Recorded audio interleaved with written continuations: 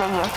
बताया जा रहा है कि उनमें से एक का नाम रघु है, जो कि कामरा गैंग में शामिल था। पुलिस प्रशासन आरोपी की तलाश में जुटी हुई है। आरोपी मास्क में होने के कारण उसकी पहचान अज्ञात बताई जा रही है और सूत्रों से पता चला है कि पुलिस प्रशासन के हाथ एक बड़ा सबूत लगा है। ऐसा बताया जा रहा है कि 2 हफ्ते पहले एक घर में भीषण आग लगने की वजह से एक अनुराधा नाम की महिला की मौत हुई थी।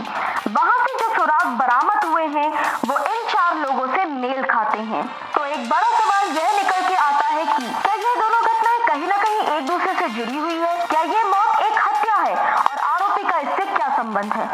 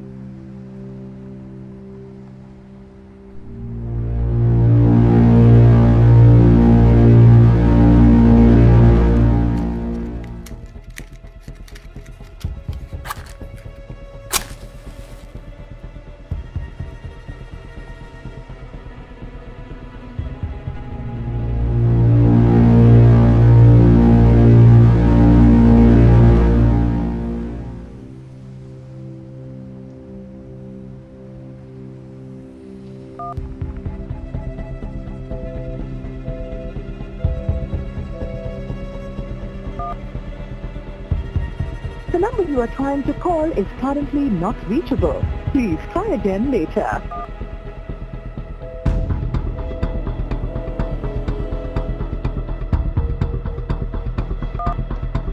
The number you're calling is currently switched off. Please try later.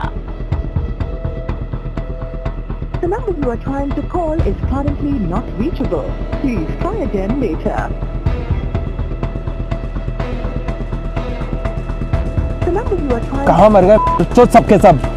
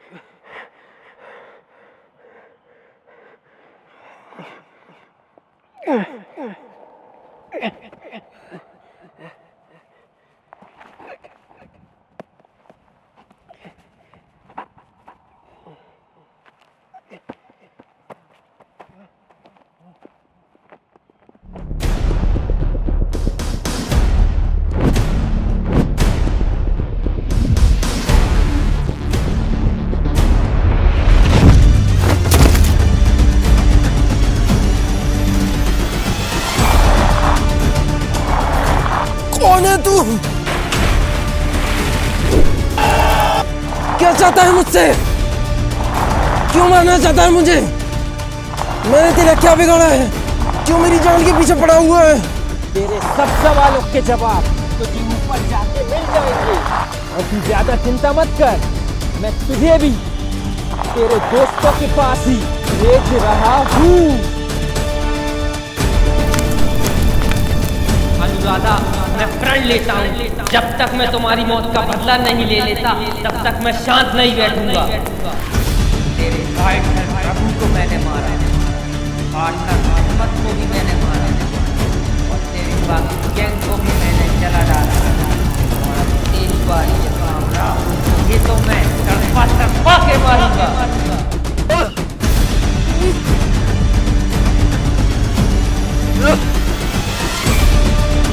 जो दर्द तू महसूस कर रहा है, उस दर्द से मैं रोज गुजरता हूँ और हर दिन ये दर्द मुझे ताकत देता है मेरी अनु की मौत का बदला लेने के लिए।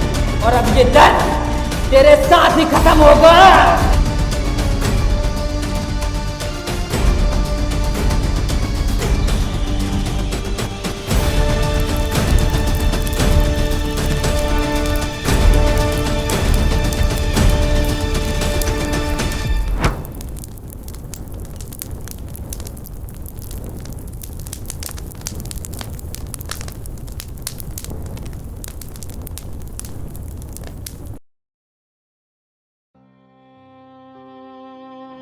अनु, एक प्यारा सा हंसता खेलता चेहरा जो दूसरों की खुशी में खुश रहती थी। जिंदगी हर किसी के लिए आसान नहीं होती, ऐसे ही अनु के लिए भी नहीं थी। उसके पैदा होते ही उसके माँ बाप ने उसे मरने के लिए अकेला छोड़ दिया। तब बाबा अनु को अनाथ आश्रम ले आए, लेकिन अनु में कुछ अलग था। वो हमेशा से लोगों की मदद करती थी। अपने लिए तो सब जीते हैं, लेकिन दूसरों के लिए जीने वाले बहुत कम होते हैं। अनु उनमें से एक थी। देखते ही देखते अनु का आश्रम के प्रति लगाव बढ़ता ही गया और आश्रम ही अनु का परिवार बन गया। वो आश्रम के बच्चों को अपने बच्चों की तरह संभालने लगी। वो उनके साथ खेलती, कूदती और उनकी बातें सुनती। मैं, अनु, बाबा और बच्चे हम सब बहुत खुश थे। लेकिन एक दिन बाबा इस दुनिया में नहीं रहे और अनु से वादा कर गए कि तुम्हें आश्रम को संभालना होगा। इस आश्रम में सबसे ज़्यादा अनु को बाबा की कमी महसूस हो रही थी।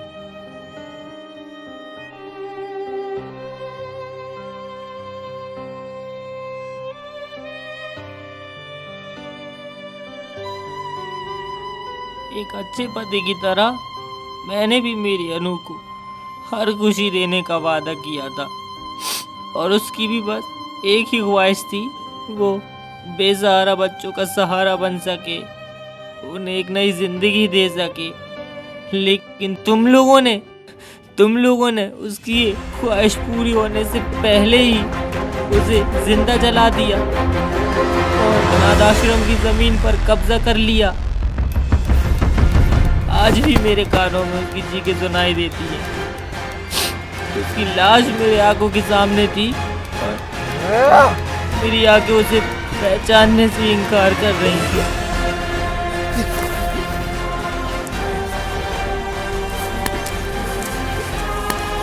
तेरी स्टोरी मेरे को बहुत इमोशनल लगी। बाकी दबा के रख, ऊपर काम आएगी। तूने अब उनके दोस्तों को तो मार दिया, लेकिन मेरे को मारना इतना आसान नहीं।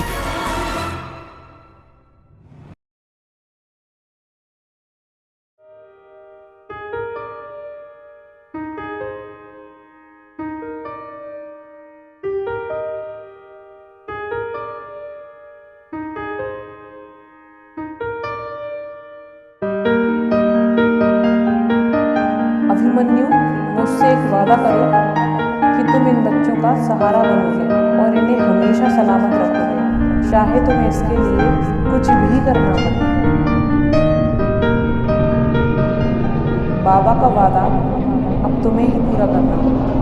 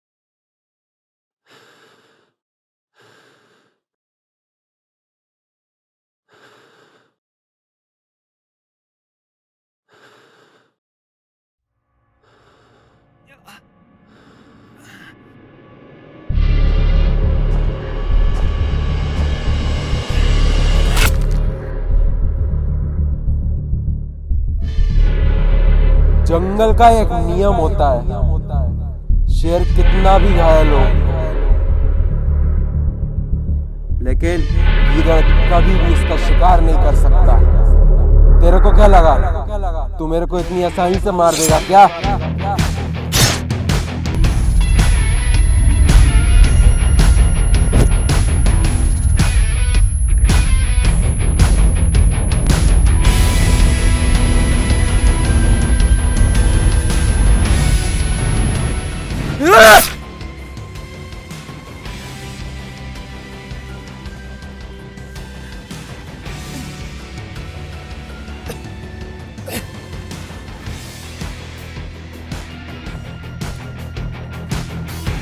सही बोला तू, लेकिन इस जंगल का शेर तू नहीं।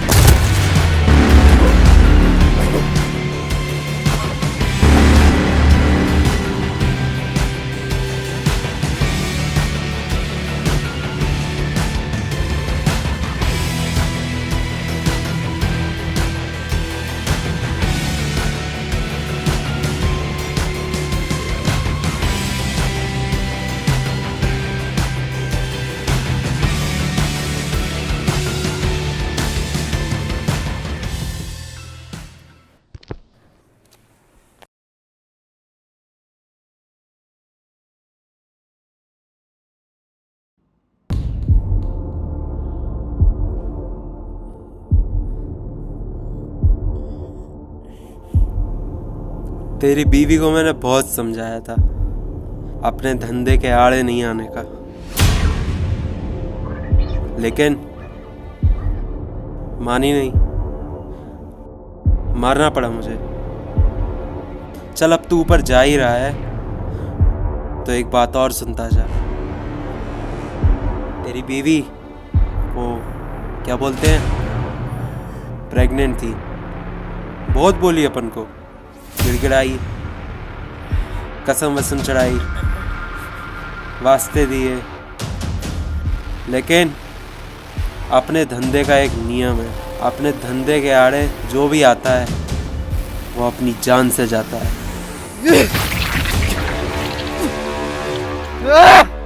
अच्छा किया जो तूने बता दिया। अभी और वजह मिल तुझे मारने की।